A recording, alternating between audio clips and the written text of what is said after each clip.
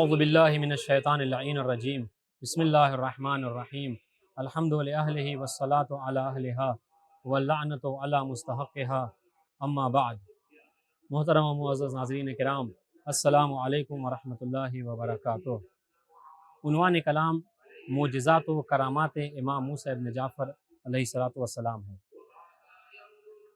دیکھیں، جہاں تک معجزہ اور کرامت کی بات ہے تو یہ بات ہم پہ آشکار ہونی چاہیے، واضح ہونی چاہیے کہ معجزہ اور جادو میں، کرامت اور جادو میں بہت بڑا فرق ہے۔ خداوند عالم اپنے اوصیاء کو، اپنے نبیوں کو، ائمہ معصومین علیہ السلام کو معجزے جیسی صفت، معجزے جیسی صلاحیت کو عطا کرتا ہے۔ وہ اس لیے عطا کرتا ہے تاکہ اس کے ذریعے سے وہ لوگوں پر اپنی امامت کو، اپنی نبوت کو ثابت کر سکے۔ تو ہم نے جب تاریخ کا مطالعہ کیا تو خداوند عالم نے جہاں تمام انبیاء کرام کو معجزہ عطا کیا، اور ہر نبی اپنے اپنے زمانے میں جو معجزے کا تقاضا ہوتا تھا، جو زمانے کا تقاضا ہوتا تھا، اس کے حوالے سے معجزہ لے کر آیا کرتا تھا۔ جناب موسیٰ کے دور میں چونکہ اس وقت جو ہے وہ جادو کا دور تھا، تو اللہ تعالیٰ نے جناب موسیٰ کو عصا بطور معجزہ عطا فرمایا، پھر اس کے ذریعے سے جناب موسیٰ جب اس عصا کو پانی پہ مارتے تھے تو پانی میں راستہ بن جایا کرتا تھا، جب دربار میں پھینک دیا کرتے تھے تو وہ عصا اژدہے میں تبدیل ہو جایا کرتا تھا۔ اس طریقے سے جناب عیسیٰ کا دور چونکہ طبابت کا دور تھا، لوگوں کو اپنی طبابت پہ فخر تھی، اس وجہ سے اللہ تعالیٰ نے جناب عیسیٰ کو بھی بطور معجزہ یہ صلاحیت عطا کی کہ وہ پیدائشی طور پر جو لوگ بیمار ہوا کرتے تھے، جو برسوں کا شکار ہوا کرتے تھے، جو لولے اور لنگڑے ہوا کرتے تھے، ان کو خداوند عالم کے اذن سے جناب عیسیٰ شفایابی عطا کرتے تھے۔ تو کہنے کا مقصد یہ ہے کہ جب ہم انبیاء کی تاریخ کو پڑھتے ہیں تو ہمیں یہ بات ملتی ہے کہ پروردگار عالم ہر نبی کو اس زمانے کے تقاضے کے حساب سے معجزہ عطا فرمایا۔ ٹھیک اسی طریقے سے پیغمبر اسلام کو بھی اللہ تعالیٰ نے زمانے کے تقاضے کے اعتبار سے معجزہ عطا فرمایا۔ اچھا، پیغمبر اسلام کے جب مبعوث برسالت ہوئے تو اس زمانے میں جو سب سے زیادہ لوگوں کو، عرب کو اپنے فخر تھا، وہ اپنے کلام کے اوپر فخر تھا۔ وہ اپنے آپ کو عرب یعنی بولنے والا اور دوسروں کو گونگا سمجھتے تھے، عجم کہا کرتے تھے۔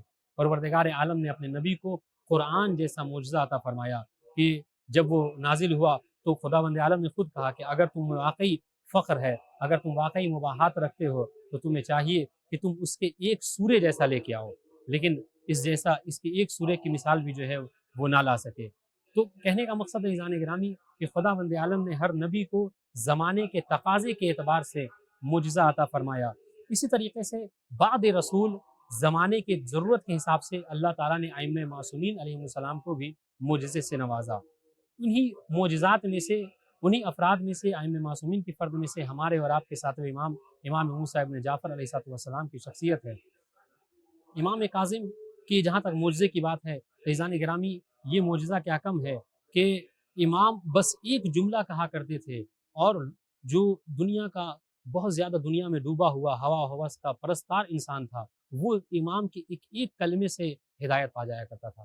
چنانچہ روایتوں میں ملتا ہے کہ بشر حافی نامی ایک شخص کہ جو ہمیشہ جو ہے وہ لہو و لعب میں مصروف رہا کرتا تھا، گناہوں میں ملوث رہا کرتا تھا، روایتوں میں ملتا ہے کہ ایک دفعہ امام جو ہے وہ ساتویں امام اس کے گھر کے پاس سے گزر رہے تھے کہ امام کے کانوں میں اس کے گھر سے لہو و لعب کی آواز آئی، ناچ گانے کی آواز آئی۔ امام نے جیسے ہی سنا، ایک مرتبہ اس گھر کی طرف رخ کیا اور دیکھا کہ کنیز جو ہے وہ اس گھر کی کھڑی ہوئی ہے۔ امام نے فرمایا کنیز کو مخاطب کر کے، یہ بتاؤ کہ کیا اس گھر کا جو مالک ہے وہ آزاد ہے یا غلام ہے؟ اس کنیز نے جواب دیا کہ اس گھر کا مالک آزاد ہے۔ امام نے پلٹ کر بس ایک جملہ کہا۔ آپ دیکھیے کہ کس طریقے سے، جس طریقے سے قرآن مجید کا ہر کلمہ، ہر آیت جو ہے وہ معجزہ، اس طریقے سے امام کے کلمات بھی معجزہ ہیں۔ امام نے بس ایک کلمہ اس خاتون کو مخاطب کر کے جملہ کہا یقیناً ظاہر ہے کہ وہ آزاد ہے، اگر وہ غلام ہوتا تو حتماً شرائط بندگی پر عمل کرتا۔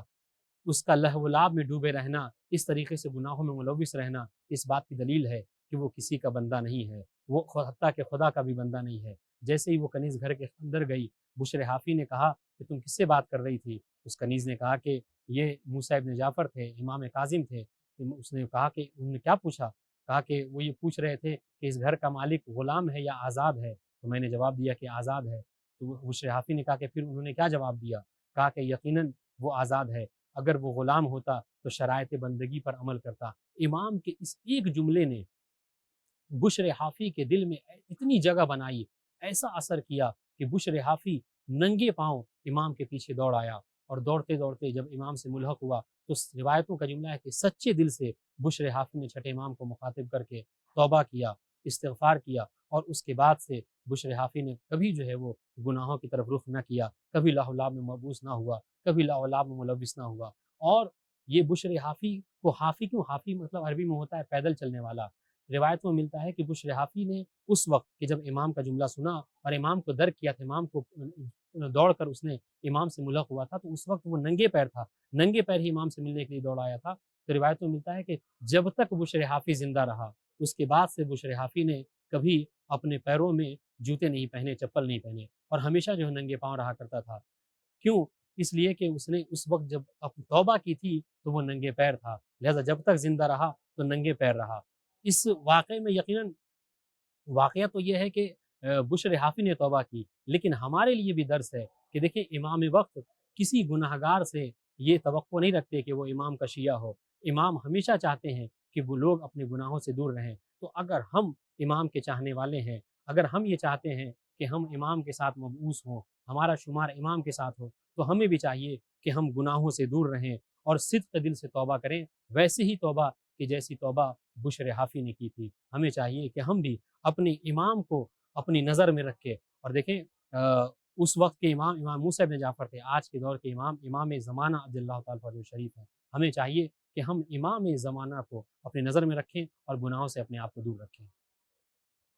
تو یہ بشر حافی، اور بشر حافی کے لیے تاریخ بغداد میں لکھا گیا کہ بشر حافی کے حوالے سے تاریخ بغداد میں نقل ہے کہ بشر حافی اس کے بعد سے امام کی جب اس نے صحبت اختیار کی تو وہ اتنا ہوش مند ہوا، اتنا چالاک ہوا، اتنا عقل مند ہوا کہ صاحب تخت تاریخ بغداد لکھتے ہیں کہ بغداد میں اس جیسا کوئی عقل مند انسان موجود نہ تھا۔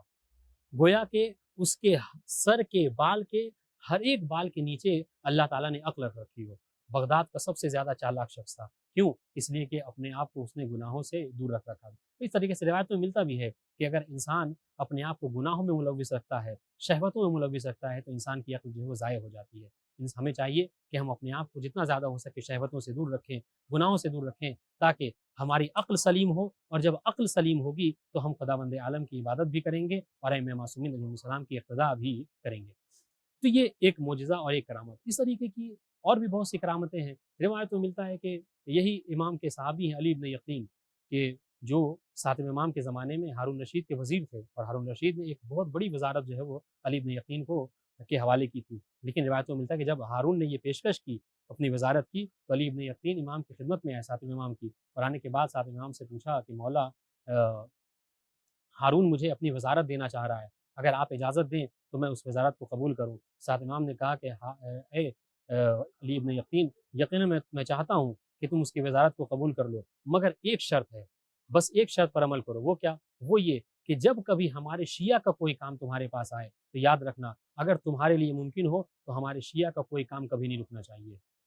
چنانچہ علی بن یقین نے امام سے یہ وعدہ کیا کہ میں مولا اگر میرے بس میں ہوا، میرے ممکن ہوا، تو میں کبھی کسی شیعہ کا کام نہیں روکوں گا۔ اس طریقے سے علی بن یقین نے وزارت کو قبول کی، اور ادھر جب علی بن یقین نے یہ وعدہ کیا، پلٹ کر امام نے بھی علی بن یقین سے 3 وعدہ کیا۔ کہا علی بن یقین اگر تم یہ وعدہ کرتے ہو تو یاد رکھو میں تم سے وعدہ کرتا ہوں کہ آئندہ اگر تم اس وعدے پر عمل کرتے ہو اور کبھی ہمارے شیعوں کا کسی کام کو پھنسنے نہیں دیتے، اس کام کو آسان کر دیتے ہو، تو یاد رکھو کہ کبھی تم زندان کی چھت کے نیچے نہیں جاؤ گے، یعنی کبھی تمہیں زندان جانا نہ ہوگا، کبھی تم فقر و فاقے کے شکار نہ ہوگے۔ اے علی ابن یقین یاد رکھو، اور کبھی تمہیں تلوار سے کوئی نقصان نہ پہنچے گی۔ دیکھیں یہ 3 چیزیں وہ ہیں کہ جو عام طور سے ہر وزیر کو اس کا خوف رہا کرتا ہے، چونکہ جب کوئی بادشاہ کا وزیر ہوتا ہے تو ذرا سی ناراضگی پہ بادشاہ کیا کرتا ہے؟ اپنے وزیر کو زندان میں ڈال دیتا ہے، یا تلوار کے ذریعے سے قتل کر دیتا ہے، یا پھر اس کو فقر و فاقہ کا شکار کر دیتا ہے۔ لیکن عزیزان گرامی، جب علی ابن یقین نے وعدہ کیا تو اپنے شیعوں کا لحاظ رکھتے ہوئے ساتھ امام نے بھی علی ابن یقین سے یہ 3 وعدے کیے، اور کہا کہ کبھی تم اس طرح کے شکار نہ ہوگے۔ چنانچہ یہی علی ابن یقین ہے، ایک اور آپ کرامت ملاحظہ فرمائیے امام کی، یہی علی ابن یقین ہے۔ روایت میں ملتا ہے کہ علی ابن یقین کو ایک مرتبہ ہارون رشید نے بہت قیمتی لباس، جس کے بارے میں ملتا ہے کہ وہ شاہانہ لباس تھا جو بادشاہ پہنا کرتے تھے، وہ لباس ہدیہ کیا، تحفتاً دیا۔ علی ابن یقین نے وہ لباس اور کچھ مال و دولت اٹھا کر امام کی خدمت میں بھیج دیا۔ جب یہ سارا مال اور وہ شاہانہ لباس امام کی خدمت میں پہنچا تو علی ابن یقین کے اس مال کو امام نے قبول کر لیا، وہ جو لباس تھا اس لباس کو امام نے ایک شخص کے ذریعے سے واپس کر دیا، اور علی ابن یقین کو یہ پیغام بھیجا کہ علی ابن یقین یاد رکھو اس لباس کی حفاظت کرنا، کبھی سے ضائع نہ ہونے دینا، عنقریب تمہیں اس کی ضرورت پڑے گی۔ عزیزان گرامی، روایتوں میں ملتا ہے کہ وقت گزرتا رہا، کچھ دنوں بعد علی ابن یقین چونکہ وزیر تھے، بہت سارے غلام تھے ان کے پاس، ایک غلام نے چونکہ ان کو جو ہے غصہ دلایا، کسی کام میں جو ہے وہ کوتاہی کی، تو علی ابن یقین نے غضب کے مارے اس گناہ کو اپنی خدمت سے معزول کر دیا۔ اس غلام نے جا کر ہارون رشید سے علی ابن یقین کی چغلی کر دی کہ دیکھو یہ امام موسیٰ ابن جعفر کی امامت کے قائل ہیں اور خمس کا مال جو ان کو بھیجا کرتے ہیں، یہاں تک کہ اے ہارون تو نے جو شاہانہ لباس علی ابن یقین کو دیا تھا وہ لباس بھی اس نے موسیٰ ابن جعفر کو ہدیہ کر دیا ہے۔ جیسے ہی ہارون کو اس بات کی خبر ملی، ہارون بہت غضبناک ہوا، فوراً علی ابن یقین کو حاضر کیا گیا۔ علی ابن یقین کو مخاطب ہو کے ہارون نے کہا کہ میں نے سنا ہے کہ تم موسیٰ ابن جعفر کی امامت کے قائل ہو، تم موسیٰ ابن جعفر کی امامت کے قائل ہو۔ ہارون یقین نے کہا کہ تقیتاً، کہا کہ ایسا نہیں ہے، کہا کہ پھر یہ بتاؤ کہ وہ جو شاہانہ لباس میں نے تمہارے حوالے کیا تھا وہ شاہانہ لباس کہاں ہے؟ علی ابن یقین نے جیسے ہی شاہانہ لباس کا تذکرہ کیا، فوراً امام کی باتیں علی ابن یقین کو یاد آ گئیں، ایک مرتبہ پلٹ کر امام کو سلام کیا اور فوراً موجودہ غلاموں میں سے ایک غلام کو حکم دیا کہ جاؤ فلاں جگہ پر فلاں صندوق میں وہ لباس پڑا ہوا ہے، جاؤ اس لباس کو لے آؤ۔ غلام دوڑتا ہوا گیا اور وہ لباس کو لے کر چلا آیا۔ جب لباس کو دیکھا تو معطر کیا ہوا اسی طریقے سے بالکل نیا لباس رکھا ہوا ہے۔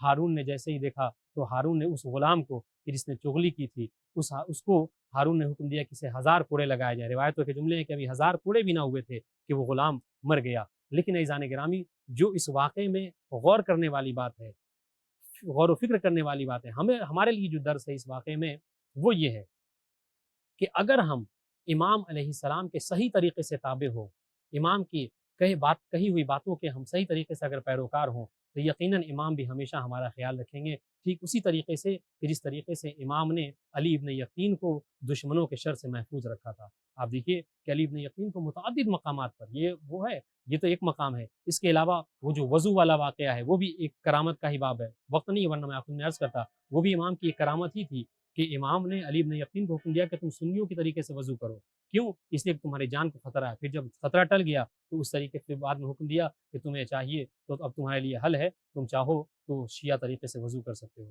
تو کہنے کا مقصد کیا ہے کہ اگر ہم صحیح معنوں میں امام کے تابع دار ہوں، امام کے شیعہ ہوں، امام کی کہی ہوئی باتوں پہ عمل کریں تو یقیناً امام بھی دشمنوں سے ہماری حفاظت فرمائیں گے اور ہم اس طریقے سے دنیاوی نقصانات سے محفوظ رکھیں گے، اور امام نے ایسا کیا بھی، جو وعدے علی ابن یقین سے کیے تھے وہ وعدہ یقیناً پورا بھی کیا۔ اس طریقے سے ایک آخری کرامت جس کے بارے میں روایتوں میں ملتا ہے کہ ایک مرتبہ ایک شخص نے ستویاؤں کو مخاطب کر کے ایک جملہ کہا کہ میں نے سنا ہے کہ آپ لوگ کہتے ہیں کہ آپ دریائے دجلہ میں، سنیے کرامت امام کا معجزہ کیا ہے، دریائے دجلہ میں جتنا پانی ہے آپ اس کے وزن کو جانتے ہیں۔ ساتھ امام نے اس شخص سے مخاطب کیا کہ اور فرمایا یہ بتاؤ کیا پروردگار عالم اس بات پر قادر نہیں ہے کہ دریائے فرات میں، دریائے دجلہ میں موجود پانی کے وزن کو ایک چونٹی کو اس کو علم دے دے؟